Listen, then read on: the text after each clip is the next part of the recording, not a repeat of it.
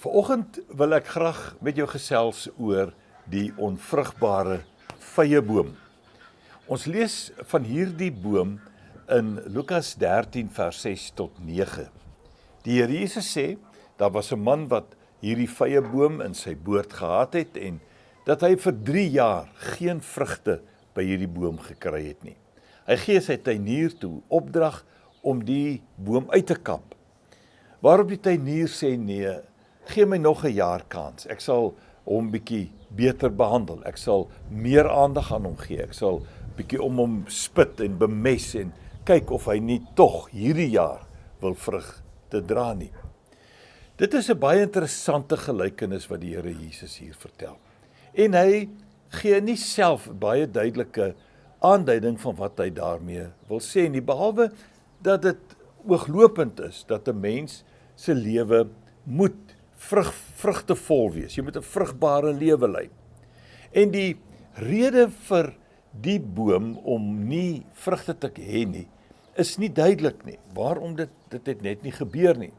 Maar die Here Jesus sê dit het. En hy praat daarmee eintlik van mense wie se lewens nie vrug dra nie.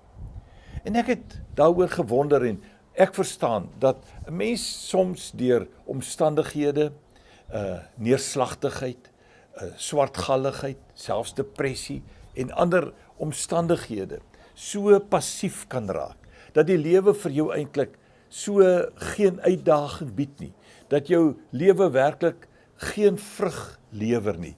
Jy is in jouself gekeer, jy vermy ander mense, jy wil eintlik net met niemand iets te doen hê nie.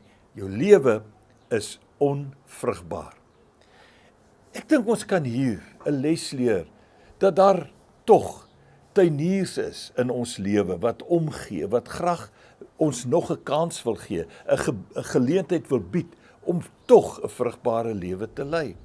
Ons sien dit in predikante wat ons kan help, miskien 'n sielkundige, ander raadgewers, mense wat in staat is, wat opgelei is, die tuiniers van ons lewe, om hulle 'n geleentheid te bied, om insette te lewer in ons lewe, sodat ons 'n nuwe visioen kry, 'n nuwe waardering, die lewe weer kan sien as 'n uitdaging, en dan vir onsself en vir ander iets meer begin beteken, om dan wel vrug te dra. As jou lewe dalk afgesaag en morbied geraak het, dan wil ek jou regtig aanmoedig. Daar is mense, daar is tuiniers in hierdie lewe wat vir jou kan help. Moenie skaam wees om hulle 'n geleentheid te gee om jou vorentoe te help nie. Ek hoop dit gaan goed met jou. Mooi loop.